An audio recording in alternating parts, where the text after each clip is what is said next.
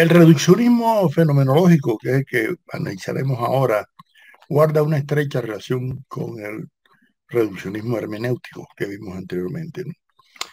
Eh, Tiene sus raíces, bueno, en el término fenómena, que en griego se refería a la apariencia, ¿no? El fenómeno de los objetos, pero luego en la filosofía moderna, sobre todo en Kant, en Lambert, en Hegel, va a tener, ¿no?, una significación diferente, ¿no?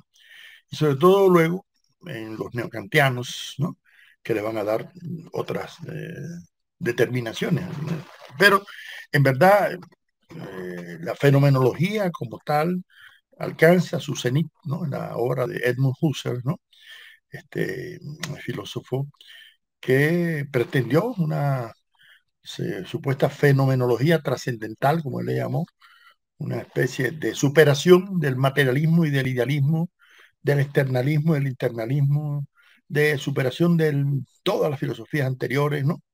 ¿No? Y la búsqueda de la verdad, pero a través de la intuición eidética, ¿sí?, de las ideas, de los fenómenos noemáticos de la conciencia, por una vía muy introspectiva, muy subjetivista, aunque muchas veces combinando elementos del idealismo objetivo con idealismo subjetivo, ¿no? Entonces, en el reduccionismo fenomenológico se aprecia en primer lugar un subjetivismo muy sutil, ¿no? ¿Por qué? Porque por una parte admite la validez de la ciencia, admite, ¿no?, el conocimiento científico, pero él pretende crear una metaciencia, una ciencia por encima de la ciencia, ¿no? Y que la filosofía se convierta, ¿no?, en una ciencia, ¿no? Entonces, la búsqueda de la verdad para la fenomenología, como el contenido básico, ¿no?, de la episteme, se logra solamente a través de la intencionalidad de la conciencia, así que la conciencia tenga la intención de buscar en la realidad, ¿no?, los hechos aprendidos de manera intuitiva, ¿no?, con resortes muy subjetivos, por supuesto, ¿no? Y para eso lo que se trata es, aunque él pretende evitar el solipsismo, sabemos que el solipsismo es el extremo ya de pensar que solamente existo yo y que este mundo que me rodea es totalmente falso, ¿no? Pero en cierta medida, a veces la llamada descripción fenomenológica que hace Husserl, que plantea, ¿no? No la plantea como descripción en el sentido empírico, ¿no?, ni como una expresión psicológica, ¿no?, sino le va a dar una supuesta dimensión trascendental, ¿no? Y en cierta medida eh, es una especie de a priorismo también, ¿no?, de construir la verdad de manera a priori, ¿no? Y yo diría que aunque en la fenomenología de Husserl hay un intento de superar la metafísica, ¿no?, en verdad construye, ¿no?, una nueva metafísica. Por eso una peculiaridad subjetivizante de ese reduccionismo epistemológico le ha permitido encontrar, pues, algunos seguidores en la psicología, la sociología, en la historia, en la antropología, en la pedagogía, pero sobre todo en el terreno de la ética, de la estética, o en investigaciones sobre la religión, la política, el derecho. Sin embargo, no es tanto así en las ciencias técnicas o en las ciencias naturales, por supuesto, ¿no?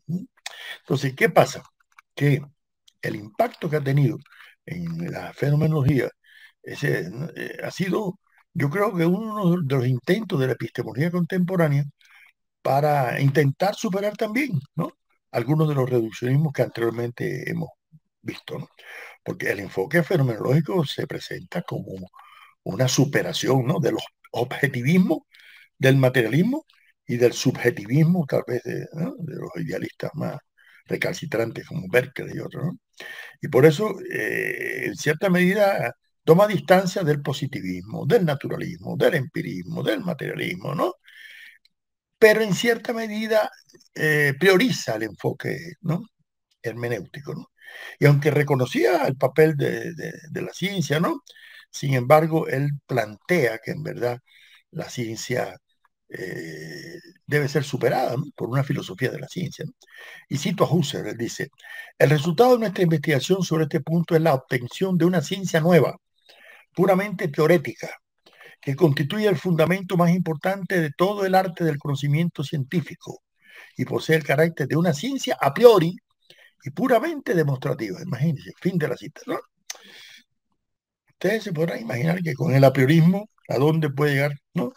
La investigación científica. Por eso yo invito a aquellos tan identificados con enfoque fenomenológico, bueno, que busquen las bases, ¿no?, ontológicas y epistemológicas de la pretensión de la fenomenología y sigan lo que, si consideran consecuente estas ideas de Husserl, por ejemplo, cito de nuevo: ¿acaso en toda la vida contemporánea no hay una idea más poderosa y cuyo alcance sea más irresistible que la de la ciencia? Nada podrá trabar su marcha triunfal. De hecho, en lo que se refiere a sus objetivos legítimos, lo abarca todo. Pensándola en su perfección ideal, ella aparece como la razón misma, que ya no puede admitir ninguna autoridad a su lado y por encima suyo. Al dominio de la ciencia estricta pertenecen, por lo tanto, sin duda todos los ideales teóricos, axiológicos y prácticos, que el naturalismo falsea al mismo tiempo que le asigna una significación empírica. Es decir, que por un lado él está reconociendo que la ciencia ha logrado, ¿no?, un estatus y una dignidad, ¿no es así?, extraordinaria, pero comienza a poner en duda la validez de ese estatus, ¿no es así? Porque cree que no solamente por la vía de la razón o de la experiencia, ¿no es así? Porque por eso él va a ser un crítico del empirismo y también del psicologismo. O sea, va a ser pretender una tercera vía, una tercera postura, ¿no? Y por eso en ese sentido hay una pretensión, ¿no?, de alejarse tanto del materialismo como del idealismo, pero en verdad a la larga vemos que confluyen con posturas muy parecidas a las de Platón o a las de Hegel, con idealismo objetivo, ¿no? O muy parecidas al subjetivismo de Hume, ¿no? Y también muy parecidas al agnosticismo. Y si no, vamos a ver si ustedes interpretan lo mismo que yo de estas citas, dice Husserl. Por lo tanto, un fenómeno no es una unidad sustancial, no tiene ninguna propiedad real, no sabe de partes reales, de alteración real, ni de causalidad. Todos estos términos entendidos en el sentido de la ciencia de la naturaleza. Atribuir a la naturaleza a los fenómenos, investigar sus componentes reales, sus nexos causales, es un puro absurdo, como si se inquiriera sobre las propiedades causales, los nexos de los números. Es el absurdo de naturalizar algo cuya esencia excluye el ser como naturaleza. Una cosa es lo que ella es, ¿no?, y subsiste siempre en su identidad. La naturaleza es eterna, ¿no? Las propiedades o las modificaciones de las propiedades que en rigor pertenecen a una cosa, a la cosa de la naturaleza, no a la cosa sensible de la vida práctica, a la cosa tal como se manifiesta en los sentidos, pueden ser determinadas de un modo objetivamente válido y confirmadas o corregidas en experiencias siempre nuevas. En cambio, un hecho psíquico, un fenómeno, aparece y desaparece. No conserva un ser permanente, idéntico, que como tal, en el sentido de la ciencia de la naturaleza, puede ser objetivamente determinable. Por ejemplo, objetivamente visible en componentes analizables, en el sentido propio de la palabra. Aquí, fin de la cita, aquí se ve claro que hay una renuncia a buscar las causas de los fenómenos del mundo natural. ¿No es así? Que hay que renunciar. ¿Qué ciencia puede ser realmente, no? Renunciar a buscar propiedad real, que se cuestiona cualquier tipo de propiedad real, porque se dice que es un absurdo buscar, ¿no?, propiedades reales en los objetos, en los fenómenos de la realidad. ¿Por qué? Porque esos fenómenos tienen un componente subjetivo y por lo tanto no son totalmente reales, ¿no? Según Husserl, vuelvo a citar, todo auténtico conocimiento, en especial todo conocimiento científico, descansa, pues en último término, en la evidencia. Y hasta donde llega la evidencia, llega el concepto del saber. Bueno, aquí yo diría que es válido la crítica que hace el fenomenalismo, ¿no?, cuando se hiperboliza la evidencia, ¿no? Sabemos que Hipatia de Alejandría ya, ¿no?, fue lapidada por criticar la evidencia, ¿no?, de que el Sol nos da la vuelta todos los días y que somos la Tierra la que gira alrededor del Sol. Y miren lo que le costó que la lapidaran, ¿no?, los cristianos por no admitir, ¿no? Que la Tierra fuera el centro, ¿no?, del universo, ¿no?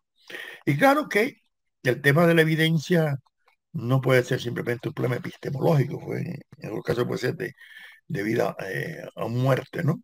Pero Husserl trata de demostrar, ¿no?, que hay que superar cualquier tipo de objetivismo idealista o objetivismo materialista y propone una intuición eidética. ¿Qué es eso de intuición eidética? Bueno, es que la conciencia tiene una intencionalidad, ¿m?, para alcanzar el conocimiento de la realidad, que se propone la intención, ¿no?, para construir un fenómeno, ¿no? Cito a Husserl: el objeto intencional de la representación es el mismo que su objeto real. ¿M? Repito, el objeto intencional de la representación es el mismo que su objeto real, y dado el caso, que su objeto exterior. Y es un contrasentido distinguir entre ambos.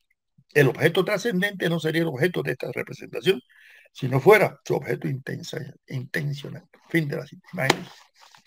O sea que lo que yo me represento ya necesariamente tiene que coincidir con el objeto real. ¿Ah? A ver, ¿acaso eso no es un apriorismo extraordinario? ¿Acaso eso no es tratar de hacer depender la realidad de la intuición que yo tengo de ella? Eso no es un subjetivismo extremo, ¿no? Por lo tanto, ¿qué dice Husserl sobre la intuición? Ese término que ya desde Kant venía apareciendo con fuerza. Dice, cito: en la vía de la intuición no hay, por ejemplo, ninguna ley. Puede suceder que el conocimiento resulte favorable a la conservación del ser pensante. Puede suceder que regule provechosamente las representaciones intuitivas de la esperanza y aun que la regule en modo mucho más provechoso o natural de la asociación. Pero la referencia de la función mental a la conservación de los seres, en nuestro caso de la humanidad, pertenece a qué? A la antropología psíquica, no a la crítica, ¿no?, del conocimiento, ¿no? Ahora dice, lo que la ley lleva a cabo como unidad ideal, comprender en sí lógicamente un sinnúmero de casos singulares posibles en el modo de la significación enunciativa universal, no puede realizarlo ninguna intuición, aunque sea la intuición divina de todas las cosas. Intuir no es pensar. La perfección del pensar reside sin duda en qué? En el pensamiento intuitivo como pensamiento propio, o también en el conocimiento cuando la intención mental, por así decirlo, satisfecha, se convierte en intuición. ¿Esto qué quiere decir? Que el problema no es del pensamiento, la validez es de la intuición, de lo que se intuye, de lo que es capaz, ¿no?, de manera a priori, de generar en la mente el investigador o el filósofo, el científico, o sea, ¿no?, para construir el fenómeno. De ahí la fenomenología, ¿no?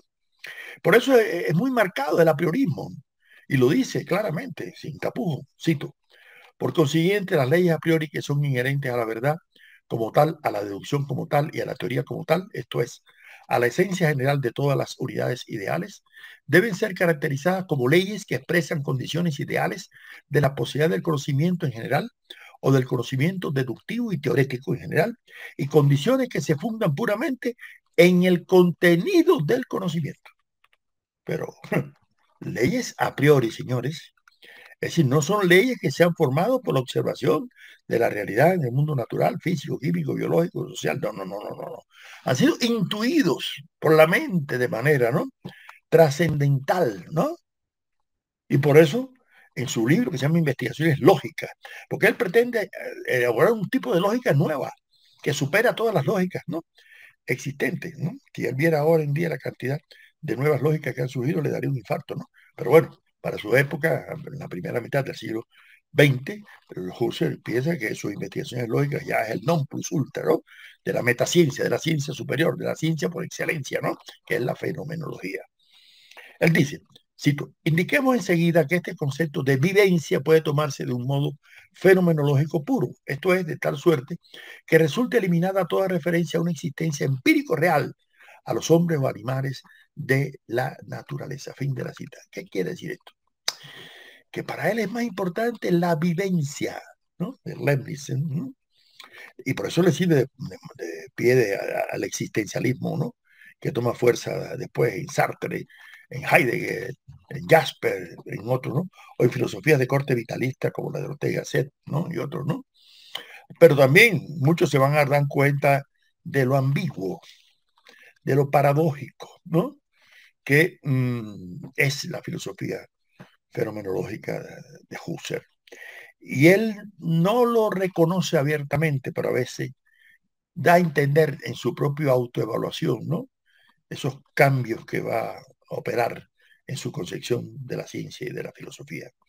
Cito a Husserl: nuestras investigaciones anteriores han sido preferentemente críticas. Creemos haber demostrado en ellas la inconsistencia de toda lógica empirista o psicologista, cualquiera que sea su forma.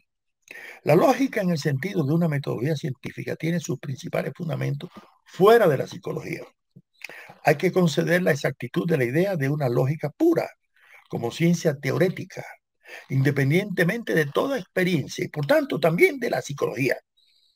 Esa ciencia es la que hace posible en primer término una tecnología del conocimiento científico. La lógica en el sentido corriente, teorético, práctico. Fin de la cita. Es lo que aspira a crear una lógica pura. Cuidado, que no tenga que ver nada con lo empírico, por un lado, ni con el mundo psicológico tampoco, ¿no?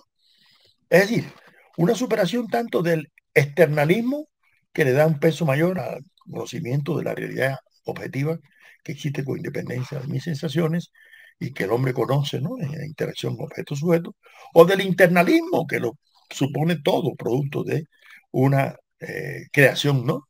Del intelecto. Pero en verdad, con eso no hace más que caer en lo mismo que está criticando, ¿no es así? Y eso se ve muy claramente eh, en toda su crítica, ¿m? Al naturalismo por un lado y al psicologismo, no hace más que caer en posiciones muy similares. Cito de nuevo a Husserl: con esto daremos en una ciencia de cuyo enorme alcance no se han dado cuenta aún los contemporáneos, y él lo descubrió, ¿no? Que en verdad es una ciencia de la conciencia y no es, sin embargo, psicología, no, una fenomenología de la conciencia, en oposición a una ciencia natural de la conciencia, puesto que aquí no se trata de un equívoco accidental.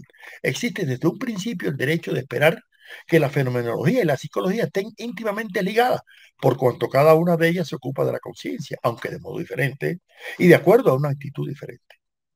Lo que queremos decir es que la psicología se ocupa de la conciencia empírica, de la conciencia en la actitud de la experiencia, como existente en el orden de la naturaleza, mientras que la fenomenología se ocupa de la conciencia pura, es decir, de la conciencia en la actitud fenomenológica. Ave María. Fin de la cita. O sea, es lo que trata es de crear una lógica pura, ¿no? Una filosofía pura, una psicología pura, que no tenga que ver nada con la experiencia. Es realmente es crear un mundo ficticio, ¿no? Y creer que esa es la realidad. Yo en esto creo que Francis Bacon, aquel filósofo inglés del siglo XVII, que hablaba de las imágenes falsas que se crean los filósofos, ¿no? O los ídolos, hablaba del ídolo teatri, como decía Bacon, y cito a Bacon: existen por fin ídolos que se han insinuado en el ánimo de los hombres a través de los dogmas de los filosóficos, e inclusive de malos métodos de demostración, los llamados ídolos de teatro. Pues las filosofías inventadas y admitidas, tantas son, a nuestro juicio, las fábulas creadas y presentadas, ¿no es así?, que figuran con mundos ficticios y teatrales. Óigame, realmente me parece que Bacon avisoró 3 siglos antes, ¿no?, lo que podía significar la fenomenología. O sea, tratar de que el conocimiento solamente aspire a ocuparse de la llamada conciencia pura, ¿m? De una conciencia pura que además hay una cosa que llama la atención. ¿Cuál? Es que algunos cultivadores de la fenomenología comenzaron a darse cuenta del carácter ambiguo, el carácter contradictorio de la propia propuesta de su maestro de Husserl, ¿no? Merleau-Ponty fue uno de los primeros que lo criticó. Aquí el filósofo colombiano Daniel Herrera, que fue un gran cultivador de la fenomenología y publicó varios libros sobre esto, ¿no? Decía, y cito, creo que Merleau asumió plenamente lo que Husserl se resistió a asumir, a saber, que la fenomenología es esencialmente una filosofía de la ambigüedad, de la paradoja. ¿Cómo se puede afirmar que la fenomenología es una filosofía de la paradoja, de la ambigüedad? Por una razón muy sencilla. Porque tanto el mundo de la vida como el sujeto de este mundo poseen simultáneamente una doble existencia. Una existencia natural y otra trascendental. Una existencia exterior y otra interior. Husserl estuvo plenamente consciente de que esto hacía de la fenomenología una filosofía de la paradoja. Fin de la cita de Daniel Herrera, que es un defensor de la fenomenología. Sin embargo, es conscientemente un defensor, lógicamente, de carácter paradójico, ambiguo, contradictorio, ¿no es así? Que tiene, ¿no? La fenomenología. Porque además la fenomenología conduce a un subjetivismo estéril, a un solipsismo, a pensar que solamente existo yo en el mundo, ¿no? Como dice Mariano Crespo, ¿no? Y cito, frecuentemente la fenomenología de Husserl ha sido caracterizada como una suerte de solipsismo que clausura el sujeto individual en la inmanencia de la conciencia. Ciertamente hay algunos textos husserlianos que ofrecen alguna base para argumentar de este modo, es decir, que hay, ¿no? Y si vemos a otra cultivadora de la defensa del método fenomenológico, más claro el agua, María Dolores García dice, el método de la fenomenología es un método individual, derivado de las experiencias de la vida particular, de experiencias personales de la vida. Los conocimientos sobre estas experiencias no pueden ser estandarizados y por ende tampoco pueden ser accesibles a cualquier investigador social, ya que la comprobación intersubjetiva de los enunciados fenomenológicos se hace a través de la vivencia propia, de la interpretación de otras vivencias a partir de la propia. En ese sentido, yo entiendo las otras vivencias desde lo universal que pueden ser las mías, mediante la interpretación, ya mediante la hermenéutica, ¿no? Mi comprobación es así, una comprobación hermenéutica. Fin de la cita. ¿Qué quiere decir esto? Señores, abandonen la intención de buscar leyes universales, ¿no? O regularidades y tendencias objetivas en el mundo natural, social, físico o psicológico, ¿por qué no? Lo único que yo puedo hacer es comparar vivencias de otros con la mía con la de otro, ¿no es así? Buscar la intención. Y a eso lo llama Husserl suspender el juicio, la amada epogea de los griegos, ¿no? La reducción fenomenológica, que es poner entre paréntesis la realidad, abstenerse de juzgar, ¿no? ¿Para qué? Para someter todo a una lógica pura, ¿no? Pero a una lógica pura que conduce también al convencionalismo de Poincaré, que ya lo vimos, ¿no? Como pensar que todo depende de la perspectiva de los científicos, de los físicos, o del empiriocriticismo, que planteaban también la teoría de la economía del pensamiento, cosa con la cual Husserl va a coincidir, de que el problema es buscar el conocimiento lo más rápido posible, independientemente, ¿no? Que coincida, ¿no? Con la realidad. Por eso llama la atención, ¿no? Que el método fenomenológico haya sido cultivado, sobre todo por existencialistas como Martin Heidegger, como Karl Jasper, como Jean-Paul Sartre, o como Ortega y Gasset, que es más vitalista que otro, ¿no? Para Heidegger, y cito, la fenomenología sería la ciencia de los fenómenos. Es una definición muy clara, ¿no? Y sigue diciendo, como significación de la expresión fenómeno debe retenerse pues la siguiente, lo que se muestra en sí mismo, lo patente, eso es el fenómeno. ¿Mm? Usted dirá, bueno, ¿y coincidirá eso con los hechos de los positivistas? No, porque para los positivistas esos hechos tienen un carácter muy objetivo. Para los fenomenólogos, no. Ese fenómeno tiene una intención, ¿no?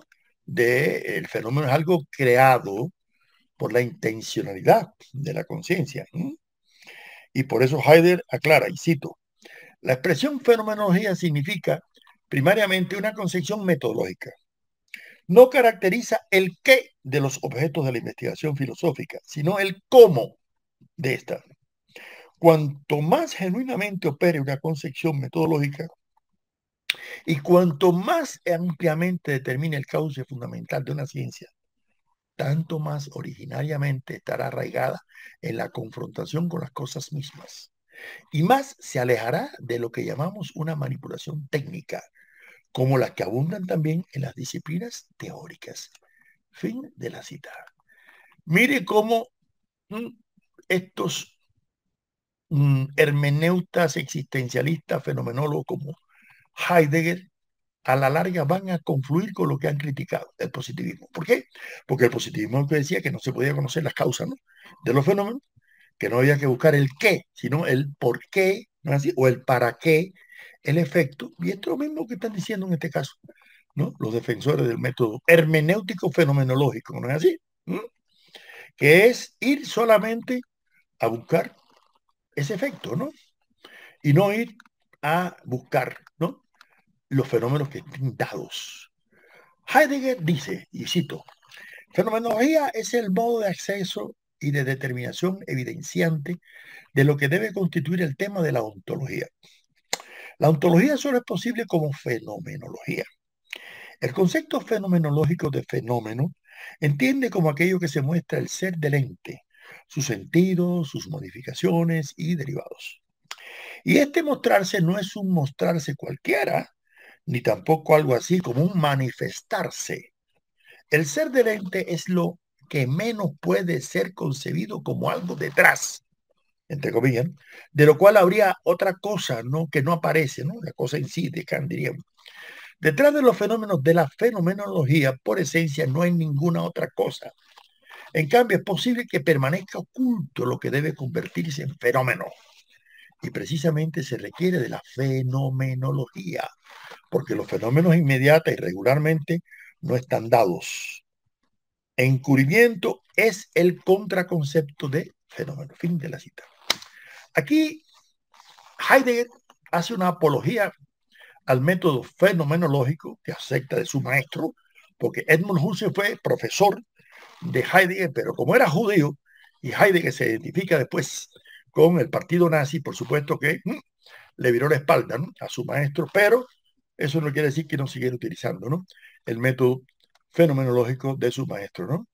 Entonces, si Heidegger plantea que los fenómenos no están dados, ¿no?, sino que están construidos por la intuición, ¿no? ¿Sí?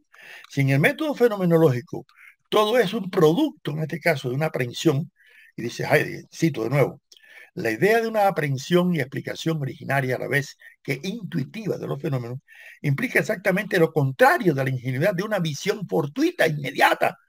O sea, están negando, ¿no?, la observación, incluso del sentido común, cosa que ni Nietzsche había negado, ¿no es así?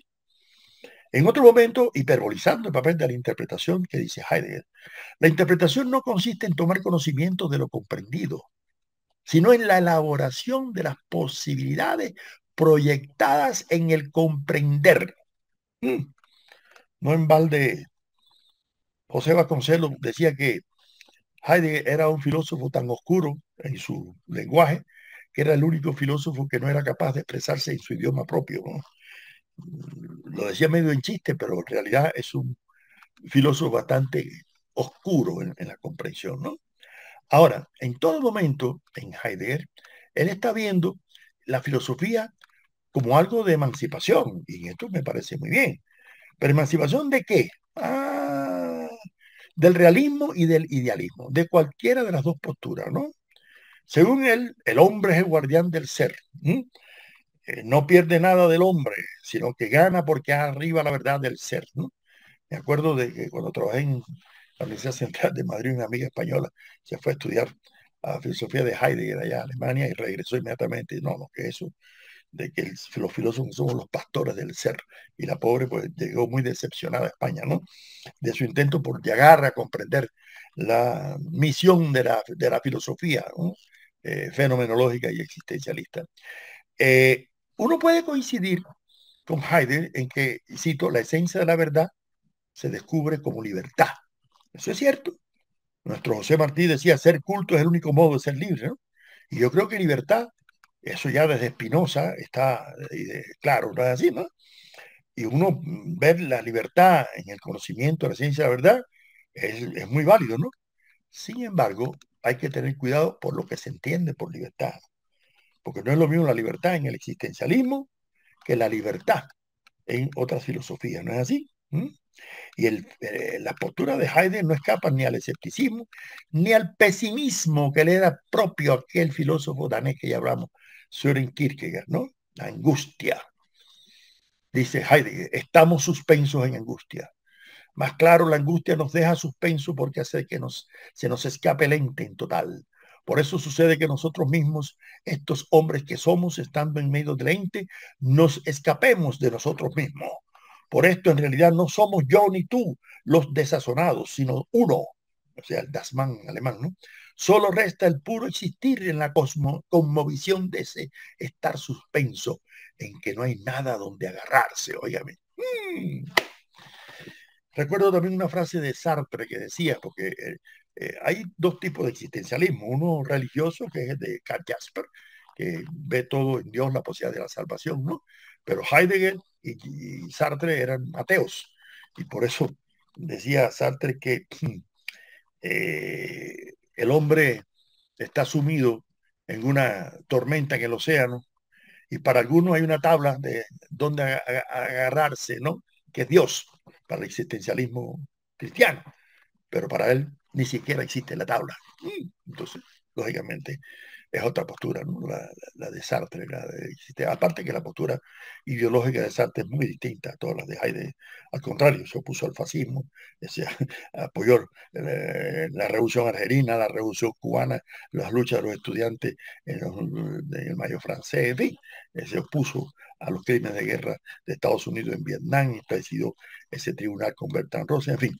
De todas formas, yo creo que toda la postura de el reduccionismo fenomenológico se sintetiza en que se trata de buscar, ¿no? Una verdad, pero no se sabe dónde.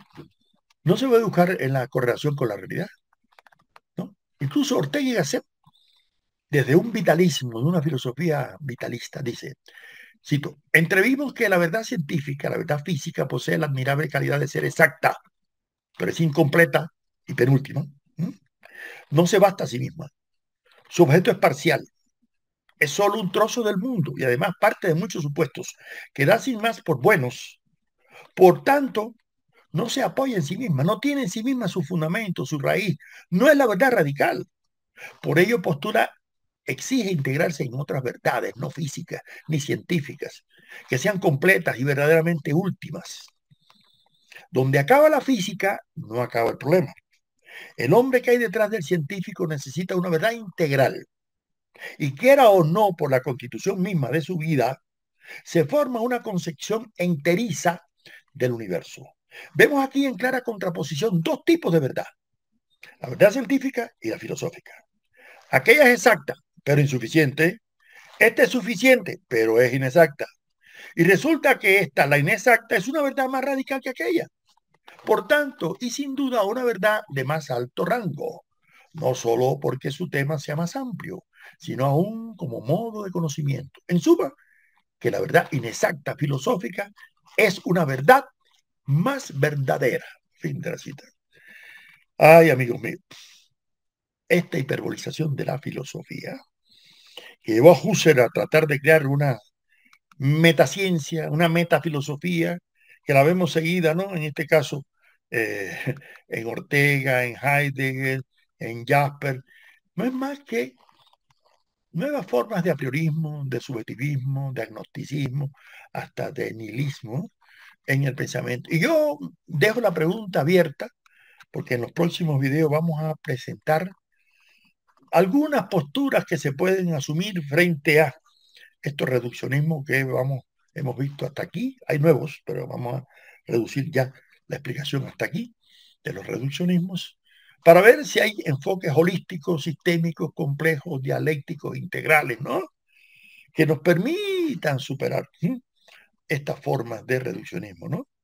Y claro, no es una tarea muy sencilla, sobre todo cuando hoy en día te encuentras tanto. Yo acabo de estar la semana pasada en el Congreso Interamericano de Filosofía en Uruguay y la fenomenología sigue siendo una filosofía muy propuesta y muy estimulada y muy, ¿no?